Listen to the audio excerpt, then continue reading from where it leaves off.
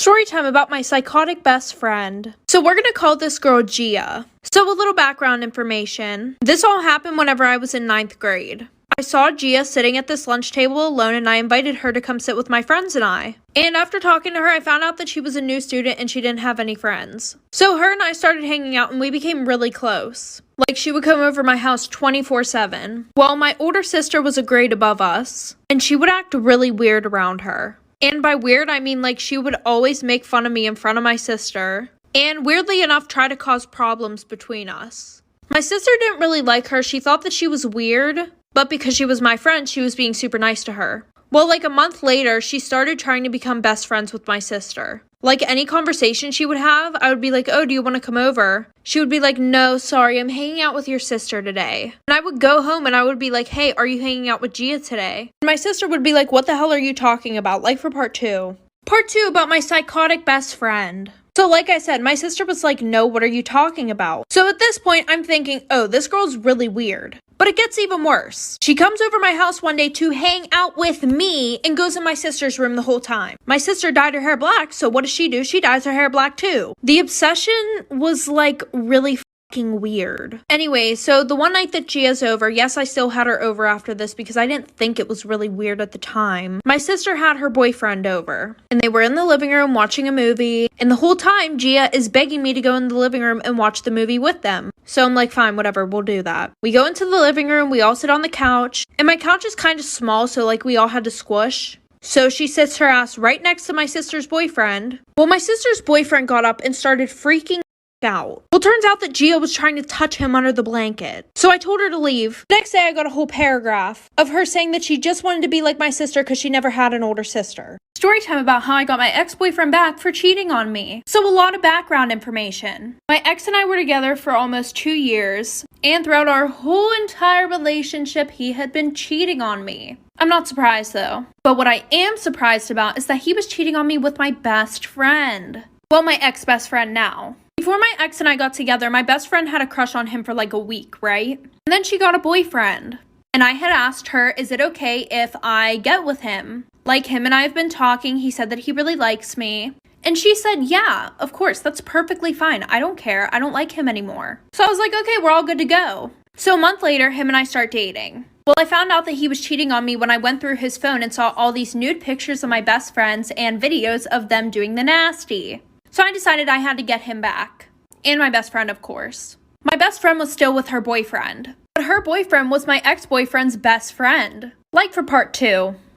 Part 2 about how I got my ex-boyfriend back for cheating on me. So I'm just gonna throw this in here real quick. I'm pretty sure the only reason why my best friend did all that stuff with my ex was because she was pissed off at me for actually dating him. Because from what I had heard through other people who knew that she was doing that with my boyfriend, they said that she didn't talk to him or anything anymore. And that she really actually loved her boyfriend that she was with. Little TMI. Throughout my boyfriend and I's whole relationship, he would beg me to be open-minded while being intimate. And he would want to do things that I really just did not want to do. And there was a long list of things that he wanted me to do. So a week later, I told her boyfriend, but I told her boyfriend not to tell her because of my plan. And that whole week, my boyfriend was apologizing to me, saying he was so sorry and that he wants me back, blah, blah, blah, blah, blah. And my best friend thought that her boyfriend was loyal as fuck.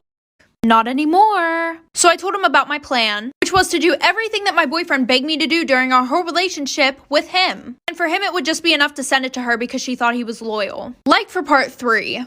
Part 3 about how I got my ex-boyfriend back for cheating on me. So like I said, I told her boyfriend my plan and everything like that, and he was on board right away. So he came over to my house, we did all that good shit. Oh, and I forgot to tell you guys. My ex-best friend had begged me not to tell her boyfriend. She was like, you don't get it, like I really love him, like I really don't want to lose him. And I told her that I wouldn't tell him. But I don't really know what her boyfriend did. All I know is that I sent the video to my boyfriend.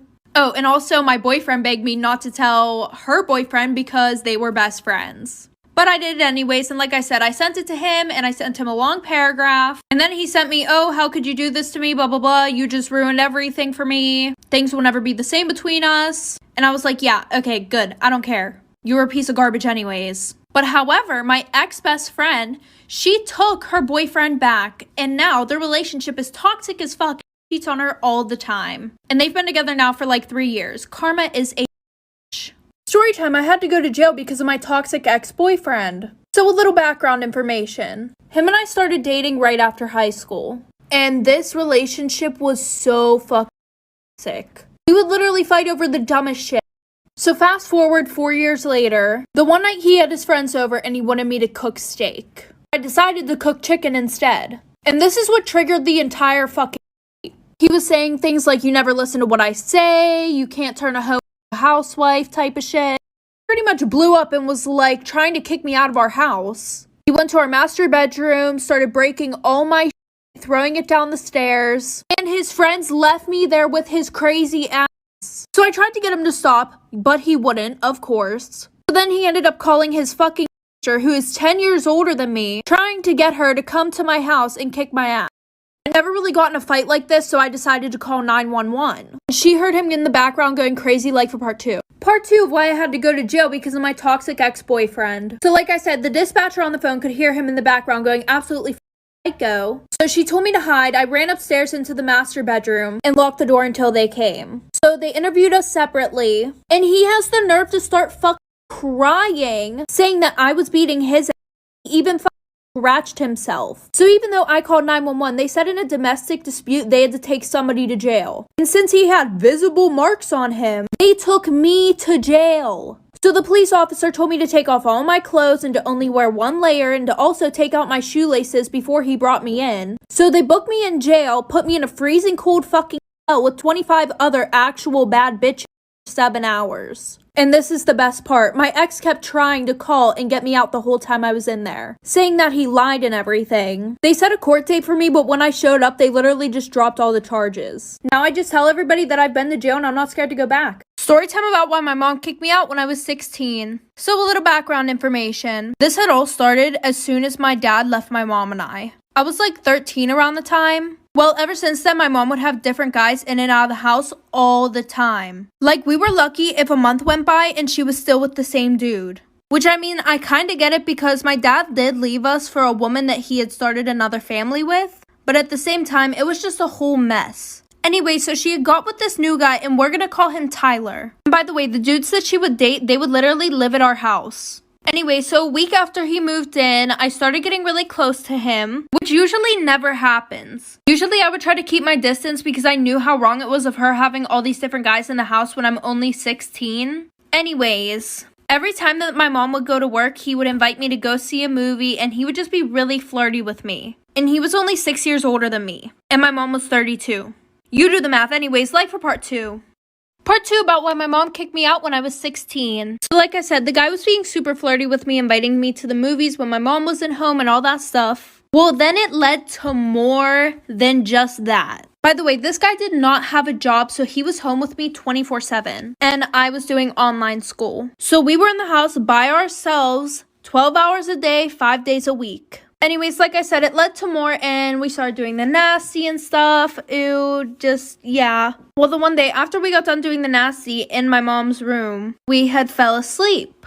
And yes, we did not have clothes on. Well, at 2 in the morning, I hear someone pounding on the bedroom door. And my mom worked night shifts. So we get up, he hurries up and gets dressed and tells me to hide under the bed. And he opens the door and it's my mom's sister. My sister literally lived in the apartment next door. And she was like, oh yeah, neither of you were answering the phone. So she wanted me to check on you guys. Like, where's Elena? And I'm still under the bed naked, like for part 3. Part 3 about why my mom kicked me out when I was 16. So like I said, I'm laying under the bed, no clothes on. She asks where I am. And he's like, oh, she should be in her room. So he goes looking for me everywhere with her. And he's like, oh, well, maybe she's outside on the patio. And I don't know why the hell my mom's sister had a key to our apartment anyways. But she's still looking for me in the apartment and she looks under the bed. And at first she's like, oh my god, what did he do to you? And I'm trying to tell her nothing, like I made that decision on my own. So she calls my mom right away. My mom comes home. She's screaming at me and she kicks me out. So I go to my grandma's house and I told my grandma what happened. And my grandma calls her and she's like, it's not her fault that you gave her daddy issues. And I'm like, bruh, what the fuck? Child, anyways. So then she goes on Facebook and starts posting about how I'm a how like it isn't her boyfriend's fault at all.